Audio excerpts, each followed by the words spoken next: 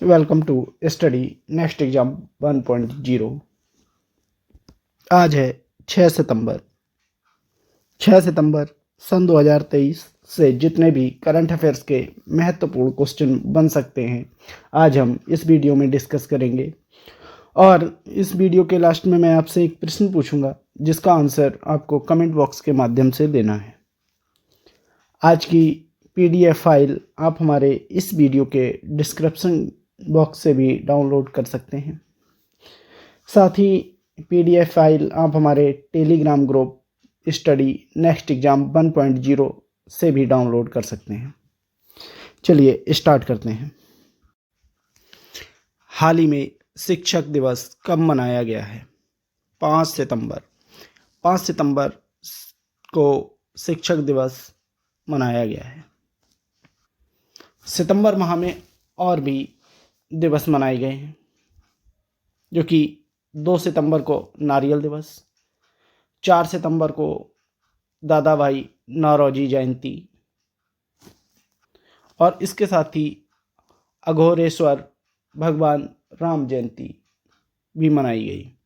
5 सितंबर को शिक्षक दिवस और डॉक्टर सर्वपल्ली राधाकृष्णन जयंती भी मनाई गई।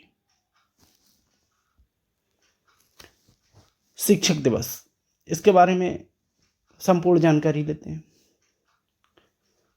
देश के दूसरे राष्ट्रपति और पहले उपराष्ट्रपति डॉक्टर सर्वपल्ली राधाकृष्णन के जन्म दिवस 5 सितंबर को शिक्षक दिवस के रूप में मनाया जाता है। डॉक्टर सर्वपल्ली राधाकृष्णन का जन्म 5 सितंबर 1888 ईस्वी को तमिलनाडु में मद्रास प्रांत स्थित एक छोटे से गांव तुमाडी में हुआ था। सर्वपल्ली राधाकृष्णन की जयंती के बाद सन 1962 से 5 सितंबर के दिन शिक्षक दिवस मनाया जाने लगा। इसके साथ ही डॉक्टर सर्वपल्ली राधाकृष्णन राजनेता होने के साथ साथ एक मशहूर दार्शनिक, संस्कृतज्ञ और शिक्षाविद भी थे। डॉक्टर हाल ही में किस रेलवे जोन ने PMI दक्षिण एशिया पुरस्कार सन 2023 जीता है? पूर्वोत्तर सीमांत रेलवे ने। पूर्वोत्तर सीमांत रेलवे ने PMI दक्षिण एशिया पुरस्कार जीता है। पूर्वोत्तर सीमांत रेलवे ने हाथियों की जान बचाने के लिए अपने micro project of the year यानी घुसपैठ का पता लगाने वाली प्रणाली के लिए PMI दक्षिण एशिया पुरस्कार जीता है। घुसपैठ जांच प्रणाली रेलवे पटरियों के पास आने वाले हाथियों का पता लगाने में मदद करती है और स्थानीय पायलट, स्टेशन मास्टर, स्टेशन प्रबंधक को भी अलर्ट भेजा जाता है ताकि दुर्घटना को रोका जा सके। यह सन 2009 में पुरस्कार की शुरुआत के बाद से रेल मंत्रालय के तहत किसी जोनल रेलवे की पहली जीत है। इस साल NF रेलवे ने BEL भारतीय इलेक्ट्रॉनिक्स लिमिटेड को हराकर यह पुरस्कार हासिल किया है।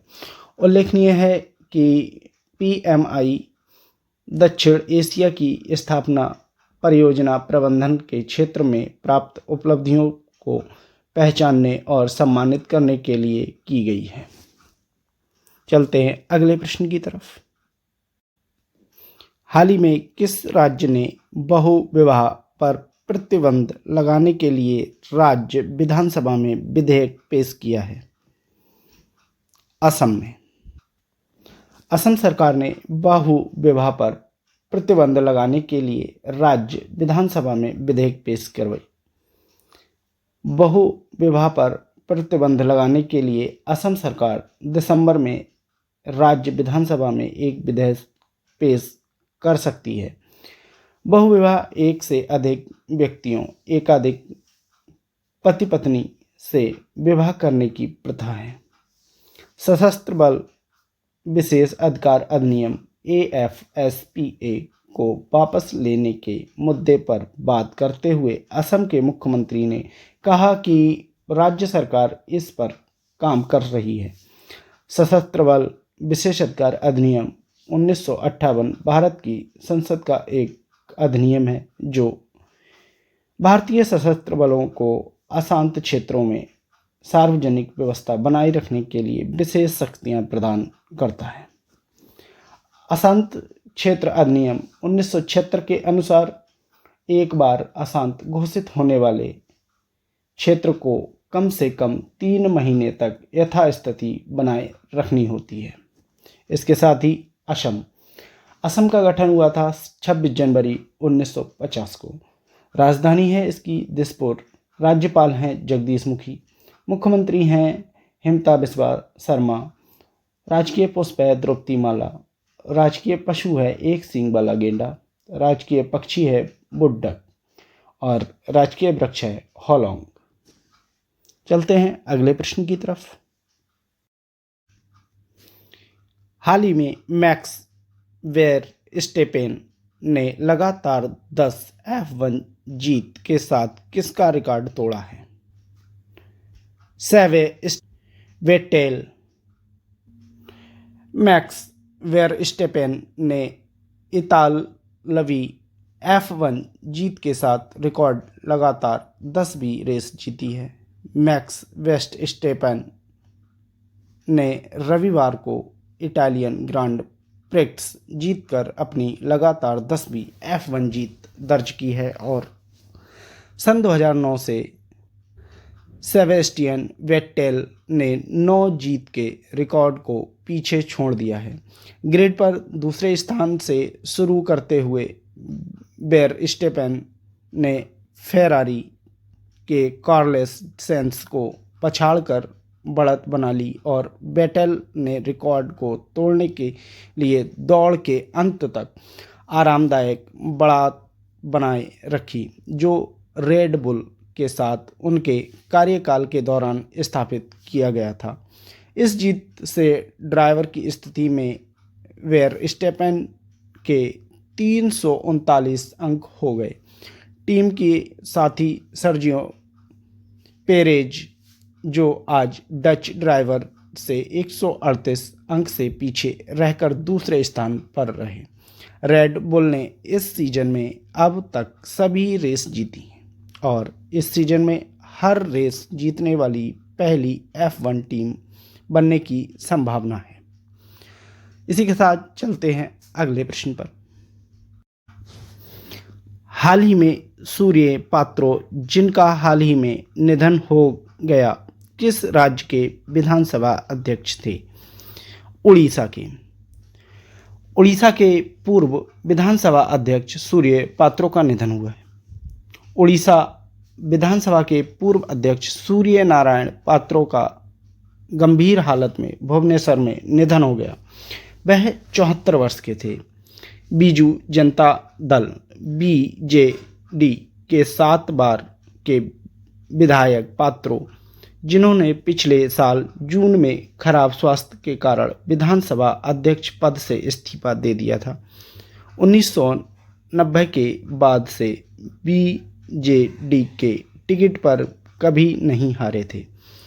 गंजाम जिले में अन्ना बड़े भाई के नाम से जाने वाले पात्रों ने 1977 में बहरामपुर नगर पालिका में पार्षद पद के लिए चुनाव लड़कर चुनावी राजनीति में प्रवेश किया। पात्रो 1990 में गजपति जिले के मोहना क्षेत्र में पहली बार विधानसभा के लिए चुने गए थे। मोहना में ST आरक्षित निर्वाचन क्षेत्र बन जाने के बाद वह दिगफंडी चले गए और बीजू जनता दल के टिकट पर जीत हासिल की। सन 1990 में तत्कालीन मुख्यमंत्री बीजू पटनायक के कैबिनेट मंत्री के रूप में कार्य करने के बाद पात्रो 2002 में अब मुख्यमंत्री नवीन पटनायक के मंत्रिमंडल में मंत्री के रूप में काम करने लगे। इसी के साथ चलते हैं अगले प्रश्न पर। हाल ही में CEO के पद से हटने के बाद उदय कोटक किस भूमिका में रहेंगे? हाल ही में सीईओ के पद से हटने के बाद उदय कोटक गैर कार्यकारी निदेशक के रूप में भूमिका में रहेंगे। उदय कोटक ने कोटक महिंद्रा बैंक के सीईओ एमडी पद से इस्तीफा दे दिया है। कोटक महिंद्रा बैंक ने नियामकीय फाइलिंग में कहा कि उदय कोटक बैंक के प्रबंधक निदेशक और सीईओ नहीं रहे। संयुक्त प्रबंधक निदेशक दीपक गुप्ता 31 दिसंबर 2023 तक प्रबंधक निदेशक और सीईओ के कर्तव्यों का पालन करेंगे, जो भारतीय रिजर्व बैंक और बैंक के सदस्यों के अनुमोदन के अधीन है। उदय कोटक गैर कार्यकारी निदेशक और महत्वपूर्ण शेयरधारकों के रूप में संस्थान की सेवा करना जारी रखेंगे। इसी के साथ चलते हैं अगले प्रश्न की तरफ। हाल ही में हीथ स्ट्रीक, जिनका हाल ही में निधन हो गया, वह किस खेल से जुड़े थे? क्रिकेट से। जिम्बाब्वे के पूर्व कप्तान हीथ स्ट्रीक का 49 वर्ष की आयु में निधन हो गया। जिम्बाब्वे के पूर्व कप्तान हीथ स्ट्रीक का रविवार को कैंसर से लंबी लड़ाई हारने के बाद 49 साल की उम्र में निधन हो गया है। यह सन 1990 और 2000 के दशक की शुरुआत में जिम्बाब्वे के खेल में एक प्रमुख नामक स्ट्रीक को अपने क्रिकेट कैरियर में नाटकीय गिरावट का सामना करना पड़ा। 65 टेस्ट और 189 एक दिवसीय मैचों में उल्लेखनीय रिकॉर्ड के साथ, जहां उन्होंने 4,933 रन बनाए और अपने देश के लिए 455 विकेट हासिल किए। स्ट्रीक की उपलब्धियां अंतर्राष्ट्रीय मैच पर चमकी। चलते हैं अगले प्रश्न की तरफ। हाल ही में आईटीसी एक एकीकृत खाद्य विनिर्माण और रसद सुविधा और एक टिकाऊ पैकेजिंग उत्पाद विनिर्माण सुविधा कहां स्थापित करने की योजना बना रही है? मध्य प्रदेश में। आईटीसी मध्य प्रदेश में खाद्य विनिर्माण संयंत्र स्थापित करने के लिए 1500 करोड़ रुपए का निवेश करेगी। विविधीकृत समूह आईटीसी ने कहा है कि वह मध्य प्रदेश के सीहोर में एक एकीकृत खाद्य विनिर्माण और लॉजिस्टिकल सुविधा और एक टिकाऊ पैकेजिंग उत्पाद विनिर्माण सुविधा स्थापित करने के लिए लगभग 1500 करोड़ रुपए का निवेश करेगा। यह लगभग 57 एकड़ क्षेत्र में फैली 2 परियोजनाएं मध्य प्रदेश में कृषि और विनिर्माण क्षेत्रों को बढ़ावा देंगी। दोनों परियोजनाएं पूरी होने के कुल 1500 करोड़ रुपए का निवेश परिव्यय होगा और टिकाऊ मूल्य श्रृंखलाओं में आजीविका का समर्थन करेगा। इसी के साथ मध्य प्रदेश की स्थापना हुई थी 1 नवंबर 1956 को। राजधानी है भोपाल। राज्यपाल हैं श्री मंगूभाई छगनभाई पटेल। मुख्यमंत्री हैं शिवराज सिंह चौहान। राजकीय भाषा है हिंदी। राजकीय पुष्प है सफ़ेद लिली। राजकीय पक्षी है दूधराज। राजकीय पशु है बारहसिंगा। राजकीय वृक्ष है बरगद। और यहाँ का उच्च न्यायालय है जबलपुर में। इसी के साथ हमारे कल की वीडियो का प्रश्न था, हाल ही में मोहम्मद हबीब का 74 साल की उम्र में हैदराबाद में निधन हो गया, वह किससे संबंधित है? हाल ही में मोहम्मद हबीब का 74 साल की उम्र में हैदराबाद में निधन हो गया, वह फुटबॉल से संबंधित थे। भारत के पूर्व फुटबॉल कप्तान मोहम्मद हबीब का 74 वर्ष की आयु में हैदराबाद में निधन हो गया है। भारत के पूर्व कप्तान और महान फुटबॉलर मोहम्मद हबीब का 15 अगस्त को हैदराबाद में निधन हुआ है। हबीब ने 1965 से 75 तक एक दशक तक भारत का प्रतिनिधित्व किया और सन 1970 में बैंकॉक में एशियाई खेलों में कांस्य पदक जीतने वाली टीम का हिस्सा थे। उन्होंने 35 अंतर्राष्ट्रीय मैचों में देश का प्रतिनिधित्व किया और 11 गोल किए। हबीब ने 5 बार संतोष ट्रॉफी जीती है। इसी के साथ हमारी आज की वीडियो का प्रश्न है कि हाल ही में डूरंड कप फाइनल में ईस्ट बंगाल को 1-0 से हराकर कौन विजेता बना है। इसका आंसर आप हमें कमेंट बॉक्स के माध्यम से भेजिए, जिससे कि हमें भी पता चल सके कि आप हमारी वीडियो को प्रॉपरली देख रहे हैं। तथा इसी के साथ आप हमारे चैनल स्टडी नेक्स्ट एग्जाम 1.0 को सब्सक्राइब करें, साथ ही बेल आइकन दबाएं, जिससे कि हमारे नए वीडियो के नोटिफिकेशन आप तक शीघ्र पहुंचते रहें। यह था आज का हमारा करंट अफेयर्स का वीडियो। ये वीडियो आपको कैसा लगा कमेंट बॉक्स के माध्यम से ज़रूर बताएं। यदि आपको हमारा वीडियो अच्छा लगा हो तो आप हमारे चैनल को सब्सक्राइब करें, साथ ही बेल आइकन दबाएं। इसके साथ ही वीडियो को लाइक करें, शेयर करें, जिससे कि हमारे वीडियो का लाभ अन्य छात्र भी ले सकें।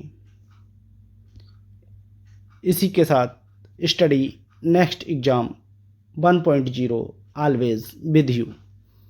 Thank you for watching.